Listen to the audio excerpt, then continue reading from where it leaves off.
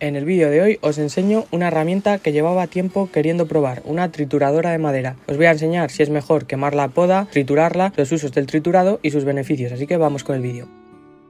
Todos los que tenemos huertos o jardines tenemos que lidiar con los restos de poda. Las biotrituradoras son una herramienta excelente para lidiar con este, entre comillas, problema. Estas máquinas lo que hacen es romper en cachitos más pequeños las gruesas ramas de poda, haciéndola más accesible para todos esos microorganismos que degradan la madera. Este es un principio fundamental de la química básica y es que cuanta mayor sea la superficie de reacción, mayor va a ser la velocidad de la misma.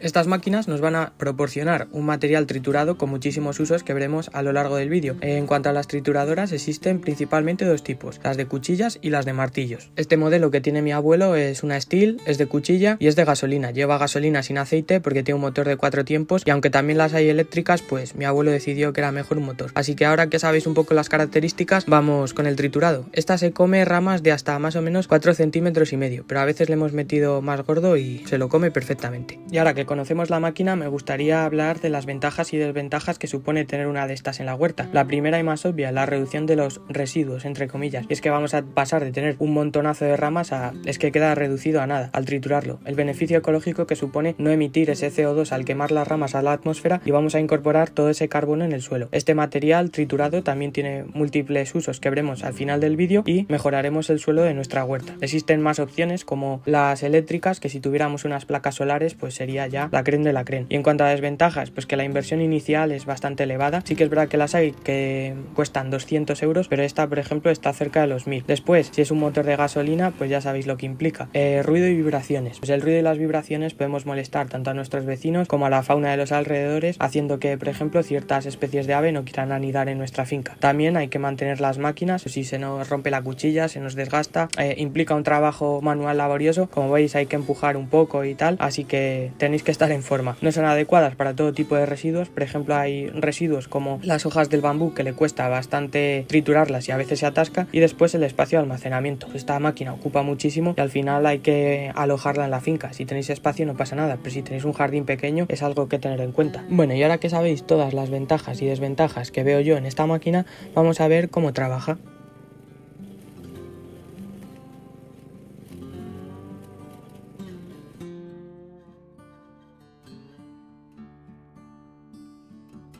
Como vais a ver en el vídeo, he probado diferentes tipos de madera, grosores, longitudes y bueno, deciros que la longitud no es un problema.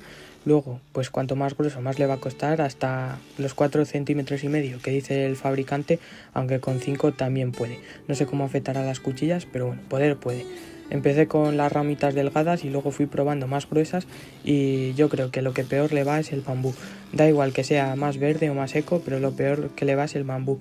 Lo que suelo hacer es limpiar las ramas laterales del mismo y dejar la caña central, que cuando el palo es recto, cuanto más recto mejor, cuando el palo es recto no ofrece ningún tipo de resistencia.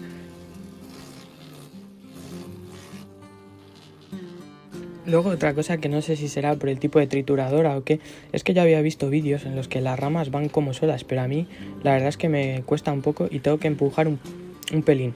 No hay que hacer excesiva fuerza, pero sí que hay que empujar un pelín. Tiene como un punto la máquina en el que una vez que ya pilla ese punto la rama, va medio sola, pero siempre tienes como que acompañarla tú. Dejadme en los comentarios si tenéis este tipo de trituradoras, a qué puede verse, si la estoy usando yo mal, etcétera, y os lo agradecería un montón, la verdad. Vas a probar esta al límite, ¿eh?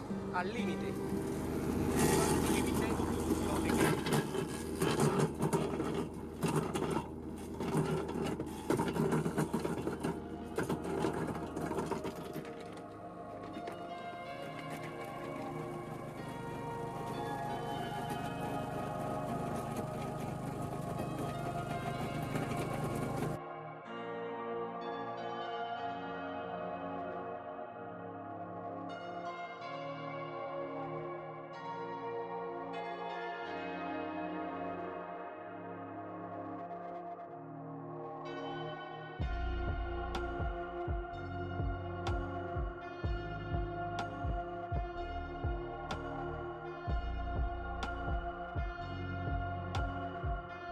Y bueno, trabajando con la trituradora me he dado cuenta de que trabaja muchísimo mejor con restos de maderas gruesas, ya sean verdes o más secas, tipo peral, manzano, que con estas cañas de bambú. Lo que es la caña principal la tritura sin problema, pero cuando no están limpias y llevan estas ramas laterales, como veis lo obstruye todo y no sé si será un problema de las trituradoras de cuchillas, pero es que hay que limpiarla de vez en cuando y se emboza mucho, tarda mucho en triturar y como veis lo tritura muy finito, pero es que no lo echa para abajo. Pero bueno, es un problema temporal. Una vez limpia la cuchilla y desobstruida la salida, podemos volver a trabajar sin problema. Ahí podéis ver cómo trabajan las cuchillas. Tiene 2 cuchillas ahí y luego en el lado tiene como ese reborde que como que atrapa el palo y lo mete para adentro, y es que cuando cae ahí se nota como tira muchísimo más la máquina que cuando lo pilla la cuchilla.